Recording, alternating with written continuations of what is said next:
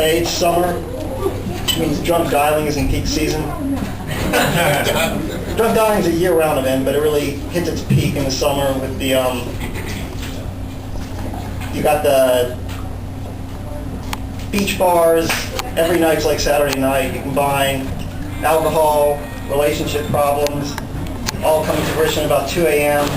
and going to a boil with the advent of cellular technology. Drunk dialing is more or less a gender-based female coping mechanism or art form where women give increasing, meandering amounts of information that slowly, incrementally build in absurdity, inanity, and faulty logic.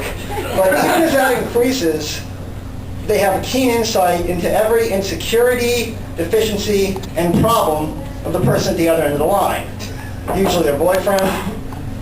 And what happens is they will pull on every nerve until all the stress they're feeling is transmitted over the phone to that person, till he finally freaks out and there's a kind of general release with them. Now there's another way to do it. You can have two girls talking to each other, but then you need kind of a buffer zone of guys where the woman's either surrounded by a circle of men, or she can be walking along the street, but she's going to come across one or two people every few feet and talk just loud enough to make sure they pick up something. In that case, it's kind of a transmission through osmosis, where every guy will be a little uncomfortable and pick up a little bit of the stress, and at the end of the night, they'll go home feeling a little bit out of sorts, and there'll be a lessening of the burden for the two women talking to each other.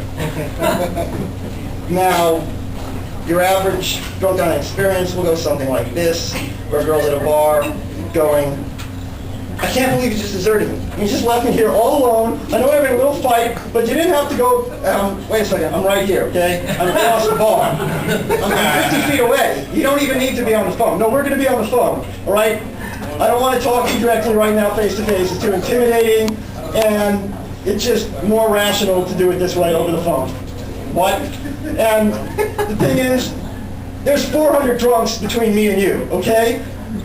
If anybody tries to grope me, slip anything in my drink, what are you going to do way over there? Well, you know, I was sitting next to you a couple minutes ago. You said you needed some space. You told me you felt like I was overprotective. And I go across the room. And now you're telling me that I've deserted you. Okay, there's just no way to win. You just built this up. No, okay?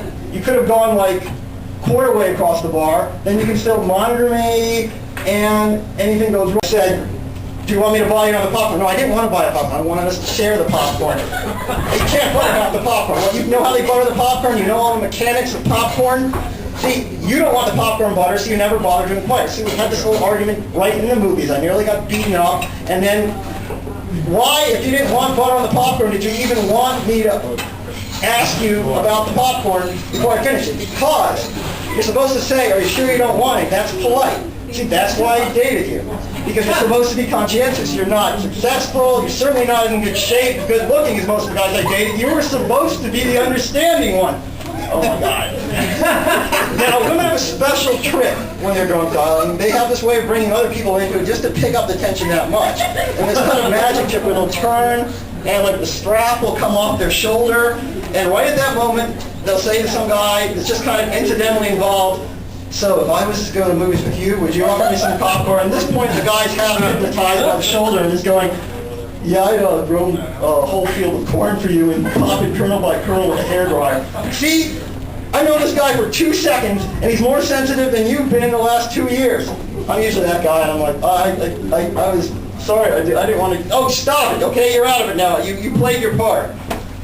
So, at this point, the guy's just trying to break it off, and the girl just keeps going. This is just like that time you dented my car and you didn't tell me about it. I didn't dent your car, okay? You're so drunk, you're like slurring your boyfriend. So that was the last guy you were dating. And she's got to save this and put it back logically. Well, you knew what kind of relationship that was, and you couldn't even offer me a piece of popcorn? The last stage in the drunk dialing is the morning forgiveness. No matter how bad it's gotten that morning, the white girl has a special way, maybe it's the next morning if she's really drunk, like putting on a summer dress and she has bright eyes and a fresh smile, and she'll just come up to you and know just how to touch you and look into your eyes and say, you know, you're the only one that could be through a situation like that with me and still know how to handle it.